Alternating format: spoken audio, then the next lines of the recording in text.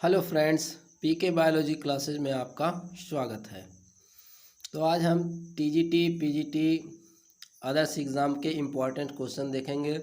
तो हम आपके लिए वीडियो बना रहे हैं टैक्सोनॉमी से वीडियो आपके लिए बना रहे हैं। तो टैक्सोनॉमी का ये आपका दूसरा वीडियो है। तो हमने आपको क्वेश्चन 13 तक नंबर 13 क्वेश्चन बता दिया था। फिर से आप रिपीट कर लीजिए 13 क्वेश्चन को। तो the book origin of species was published in, प्रजातियों की उत्पत्ति यानी कि ओरिजिन ऑफ स्पीसीज नामक पुस्तक प्रकाशित हुई थी। तो हमने आपको बताया था 1859 में हुई थी। तो प्रजातियों की उत्पत्ति ओरिजिन ऑफ स्पीसीज नामक पुस्तक डार्विन द्वारा 1859 ईस्वी में प्रकाशित हुई थी। लैमार्क द्वारा सन जो है 504 से और 433 के ईसा पूर्व में फिलॉसफी जूलॉजी नामक पुस्तक का प्रकाशन हुआ था। तो डार्विन के पुस्तक का नाम क्या था? Origin of species by natural selection. और लैमार्क के पुस्तक का नाम क्या था? फिलॉसफिक जूलॉजी। ये इनके पुस्तक का नाम था। आइए आगे हम देखते हैं आगे और क्या इसमें है क्वेश्चंस आपके। देखिए आगे इसमें और ये भी थोड़ा देख लीजिए आप लोग। अल्फ्रेड रसेल वेलेस डार्विन के सिद्धांत में सहयोग रहे। इन्होंने क्या किया? Contribution to the theory of natural selection पुस्तक का प्रकाशन किया।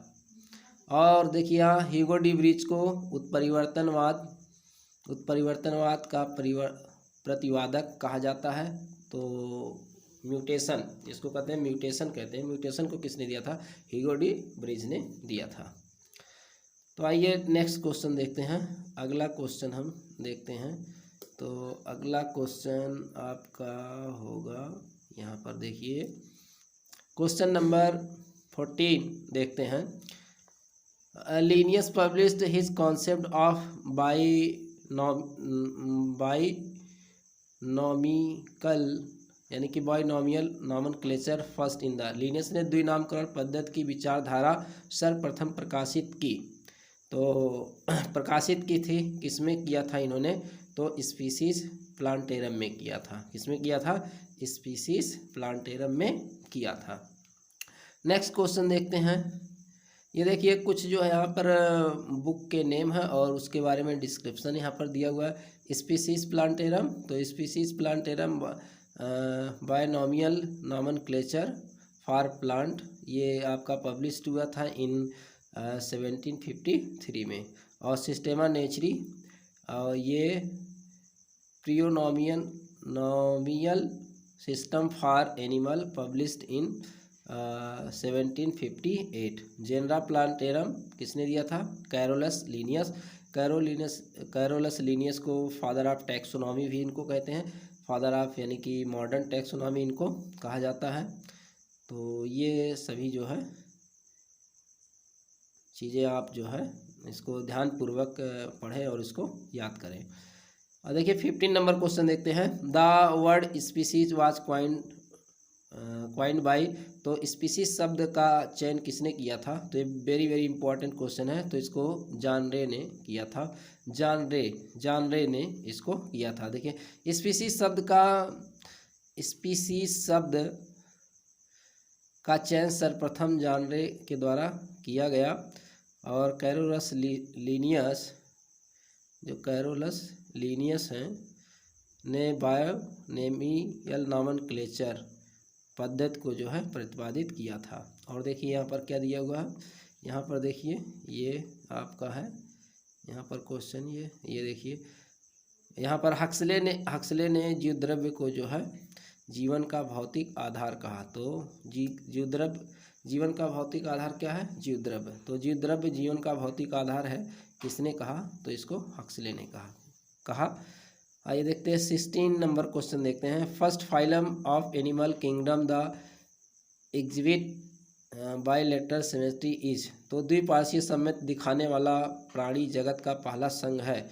तो प्राणी जगत का पहला संघ जो है मुझे लगता है कि ये आपका प्लैटीहेल्मिन्थीस है। तो ये प्लैटीहेल्मिन्थीस है। तो देख लेते हैं यहाँ पर क्वेश्चन और इसका डिस्क्रिप्शन भी देख लेते हैं। तो प्लैटीहेल्मिन्थीस द्विपार्श्वीय सम्मति दिखाने वाला प्राणी जगत का पहला संघ है।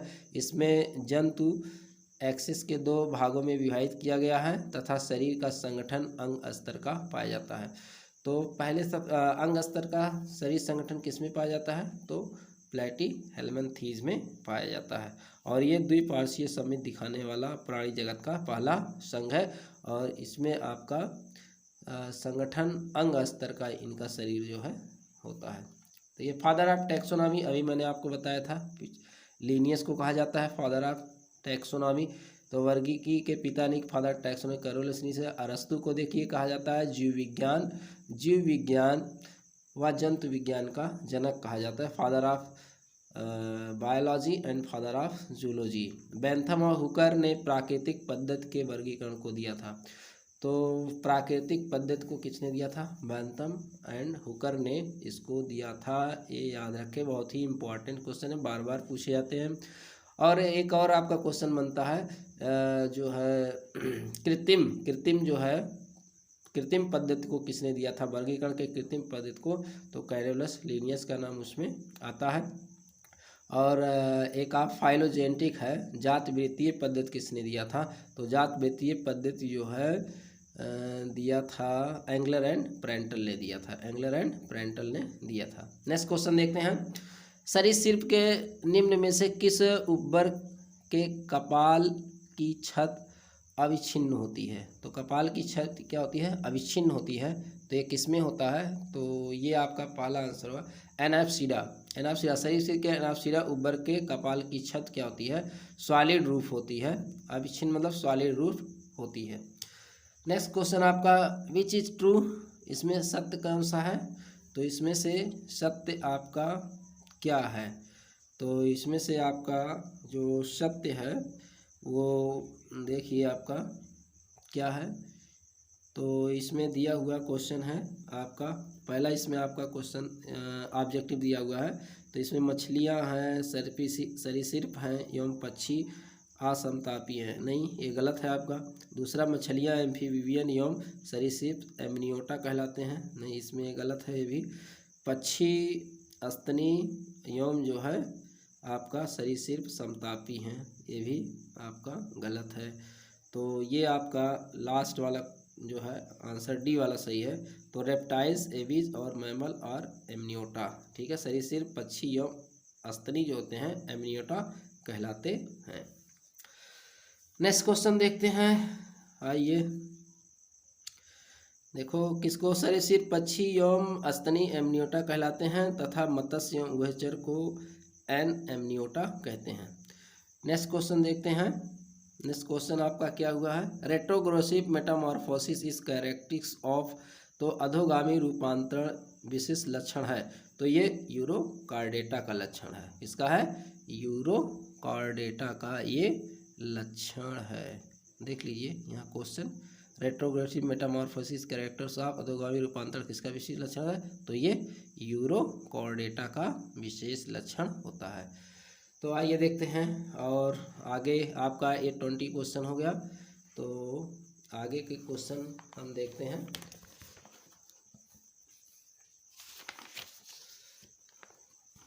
देखिए आगे के क्वेश्चन 21 क्वेश्चन देखते हैं।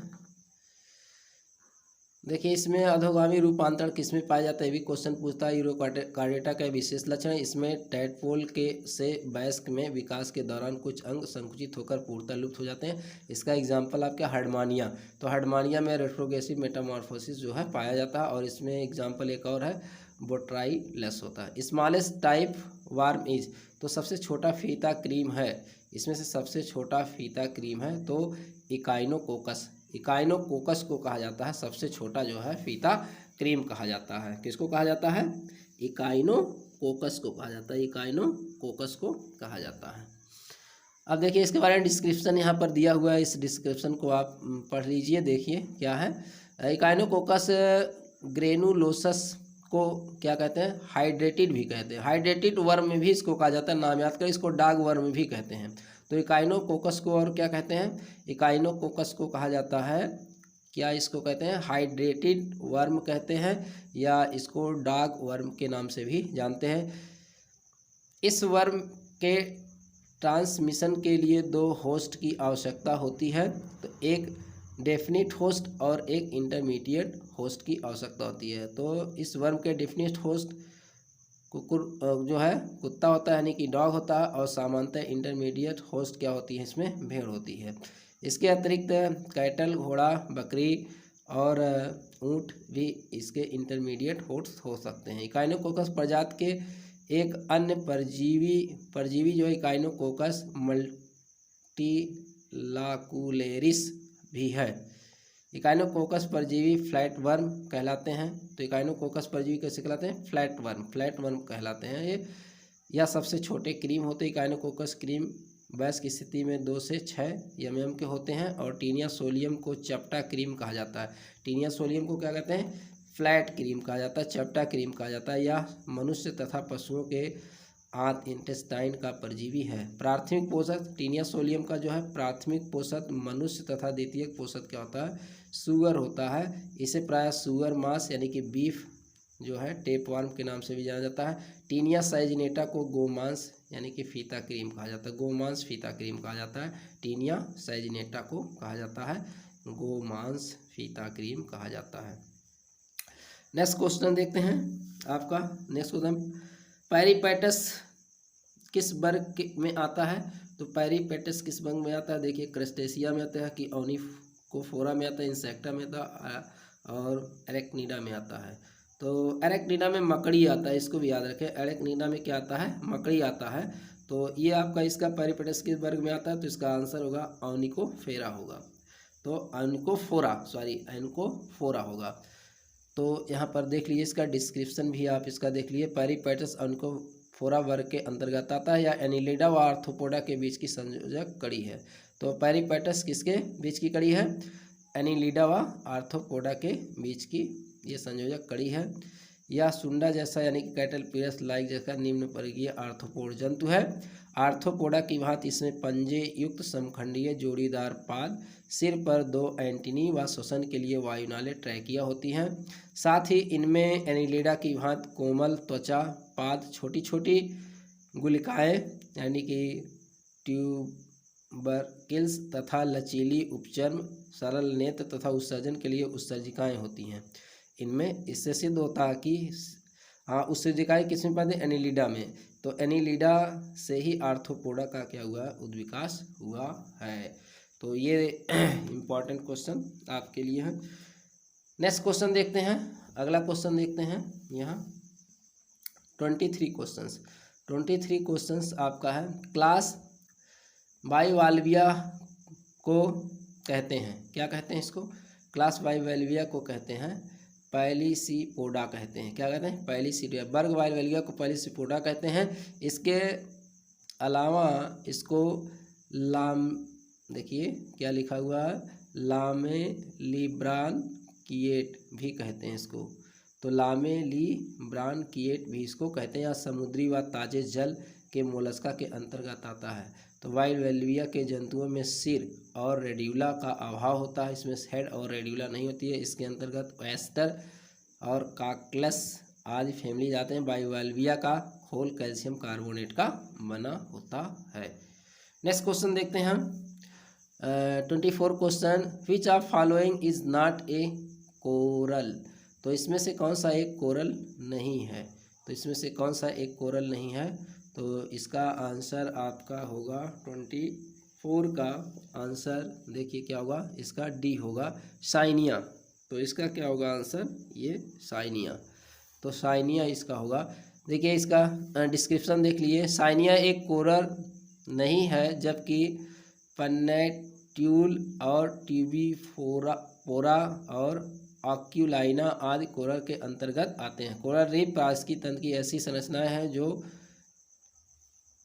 जो कालनिज, मतलब कालनिज लिखा है मतलब कॉलोनीज मतलब कॉलोनी के रूप में विद्यमान होते हैं। इसका निर्माण कैल्शियम कार्बोनेट होता है। सूक्ष्म जीव है। ऑस्ट्रेलिया में पाया जाने वाला ग्रेट बैरियर रीफ विश्व की सबसे बड़ी मूंगे की रीफ की दीवार है। तो सबसे बड़ी कहाँ होती है? ऑस्ट्रेलिया में पाया जाने वाला ग्रेट बैरियर रीफ विश्व की सबसे बड़ी क्या मूंगे की रीफ होती है, दीवार होती है। नेक्स्ट क्वेश्चन देखते हैं। Limbless amphibians are placed in order. तो पाद विहीन जो है एम्फीबिया, पाद विहीन एम्फीबिया किस ऑर्डर में रखे गए हैं? तो किस ऑर्डर में इसको रखा गया है? तो ये रखा गया जिम्नोफियोना में रखा गया है। किस में रखा गया है? जिम्नोफियोना में रखा गया है। तो पाद विहीन एम्फीबिया जिम्नोफियोना ऑर्डर में रखे गए हैं। या बिलों में रहने वाला पाद विहीन उभयचर है। शरीर लंबा सकरा, देखने में केचुए जैसा होता है। पादों में मेखलाएं नहीं होती हैं। इनमें पूंछ छोटी अनुपस्थित होती है। नर में शरीर के पश्च छोर पर अवस्कर द्वार से बाहर निकलने वाला मैथुन अंग है। उदाहरण एक्थियोफिस। तो एक्थियोफिस होता है, इसमें पाद विहीन होते हैं। एक्थियोफिस इसमें ये पाद विहीन होते हैं एक्थियोफिस। एमनियोटा में शामिल नहीं है। तो एमनियोटा में कौन शामिल नहीं है? तो इसमें एम्फीबिया। तो एम्फीबिया जो होता है एमनियोटा में शामिल नहीं है। बाकी आपके इसमें रेप्टाइल्स हैं, बर्ड्स हैं, मैमल्स हैं, ये सब एमनियोटा के अंतर्गत आते हैं। नेक्स्ट क्वेश्चन देखते हैं, फटाफट देखिए। आइए नेक्स्ट क्वेश्चन हम यहाँ पर देख लेते हैं। Alimentary canal is absent in the animal of class. किस वर्ग के जंतुओं में किस वर्ग के जंतुओं में, यहाँ पर क्वेश्चन किस वर्ग के जंतुओं में आहार नाल अनुपस्थित होता है? तो किस वर्ग के जंतुओं में आहार नाल? तो ये सिस्टोडा को सामान्य भाषा में क्या कहते हैं? हम टेप वर्म कहते हैं। यह परजीवी होते हैं। इन पर सीलिया नहीं पाई जाती है। तंत्रिका तंत्र, शरीर खंडित व पाचन तंत्र अनुपस्थित होता है। नेक्स्ट क्वेश्चन देखते हैं। एमनियोटा समुदाय में सम्मिलित हैं। अभी फिर देखिए वही क्वेश्चन आपका आ गया। तो एमनियोटा संघ में आपके कहते हैं रेप्टाइल, बर्ड्स और मैमल आते हैं। तो आपका यहाँ पर आंसर क्या होगा? सी। तो एमनियोटा में कौन आते हैं? ये रेप्टाइल, बर्ड्स एंड मैमल्स आते हैं। Horn toad belong to the class. सींग वाला मेढक इनमें से किस वर्ग से संबंध है? तो सींग वाला मेढक, ये मत समझिए कि ये मेढक एम्फीबिया के हैं, लेकिन ऐसे एम्फीबिया से आपको लगता है तो एम्फीबिया से नहीं है, बल्कि ये क्या है? रेप्टिलिया से संबंधित है। तो रेप्टिलिया क्लास से संबंधित है। सींग वाला मेढक एक छिपकली होती है, देखिए रेप्टिलिया में आते हैं छिपकली, जिनमें फ्रेनोसोम भी कहते हैं। इसको क्या कहते हैं? फ्रेनोसोम्स भी कहते हैं। फ्रेनोसोम्स भी कहते हैं। या सरीसृप वर्ग से संबंधित है, या मुख्यतः अमेरिका व मैक्सिको में पाया जाता है। इसके मस्तिष्क पर 2 सींग जैसी उभरी हुई प्रतीत होती हैं। नेक्स्ट क्वेश्चन देखते हैं। नेक्स्ट क्वेश्चन क्या है आपका? देखिए, हिटेकर द्वारा प्रोकैरियोटिक जीवों को किस संघ में रखा गया? तो प्रोकैरियोटिक को किस संघ में रखा गया है? तो प्रोकैरियोटिक को मोनेरा में रखा गया। किस में रखा गया? मोनेरा में। तो हिटेकर ने 5 किंगडम सिस्टम दिया था। तो मोनेरा में प्रोकैरियोटिक कोर्स ऑफ बैक्टीरिया और साइनोबैक्टीरिया था। प्रोटिस्टा में यूकैरियोटिक, अमीबा, यूग्लिना और फंजाई में यूकैरियोटिक सेल्स आपका होता है। तो राइजोपस, पेनिसिलियम होता है। प्लांटी में बहुकोशिकीय जीवधारी जैसे शैवाल, मांस। एनिमेलिया में यूकैरियोटिक, परपोषी मनुष्य या बहुकोशिकीय जंतु आते हैं। नेक्स्ट क्वेश्चन देखते हैं 31 क्वेश्चन देखते हैं। Which is absent in archaebacteria. तो आर्चीबैक्टीरिया में कौन नहीं होता है? तो आपका ये होगा, क्या चीज़ नहीं होता इसमें? पेप्टिडोग्लाइकेन नहीं होता। पेप्टिडोग्लाइकेन नहीं होता है। तो ये आपका होगा क्या? पेप्टिडोग्लाइकेन होगा, है ना? पेप्टिडोग्लाइकेन होगा। तो पेप्टिडोग्लाइकेन बैक्टीरिया की कोशिका भित्ति का संरचनात्मक तत्व है। यह कोशिका की संरचना को बनाए रखता है और स्फीत दाब 25 वायुमंडलीय दाब तक बनाए रखता है। या पूरी तरीके से साइटोप्लाज्मिक मेम्ब्रेन से घिरा होता है। यह प्रायः कुछ बैक्टीरिया जैसे माइकोप्लाज्मा, आर्कीबैक्टीरिया और प्लांक्टोमाइसिस और रिकेट्सिया और क्लाइमाइडी में अनुपस्थित होता है। नेक्स्ट क्वेश्चन, पौधे के वर्गीकरण के लिए लाइनियन पद्धति पर आधारित है। तो लाइनियन पद्धति पर आधारित है, तो इसमें आपका सी होगा, फ्लोरल कैरेक्टर, पुष्पीय गुण होता है। तो पौधे का वर्गीकरण निम्न वैज्ञानिकों ने किया था। ओसवाल्ड टिप्पो ने दलों के आधार पर किया था। थियोफ्रेस्टस ने पौधों के 1 वर्षीय, द्विवर्षीय, बहुवर्षीयों में किया था। कैरोलस लिग्नियस ने पौधों को पुंकेसर की संख्या, एक लिंगी या द्विलिंगी या अंडकों की संख्या के आधार पर 24 वर्गों में विभाजित किया था। और लिनियस को पादप वर्गीकरण का जनक भी कहा जाता है। नेक्स्ट क्वेश्चन देखते हैं। तो नेक्स्ट क्वेश्चन आपका है, निम्न में कौन सी वर्गीकृत श्रेणी का सही अवरोही अनुक्रम है? तो आपका यहाँ होगा सी। तो डिवीजन, आपका क्लास, आर्डर, फैमिली और आपका ट्राइबी और जीनस, यानी कि विभाजन, प्रकार, क्रम, कुल, समुदाय एवं गण। तो ये आपका यहाँ पर आंसर होगा, यानी कि आंसर आपका सी होगा, इसमें आंसर सी होगा। तो ये बहुत लंबा वीडियो हो जाएगा, लगभग 21 मिनट का वीडियो हो चुका है। तो नेक्स्ट वीडियो हम आपके लिए फिर लेकर हाजिर होंगे। तब तक के लिए नमस्कार, गुड नाइट।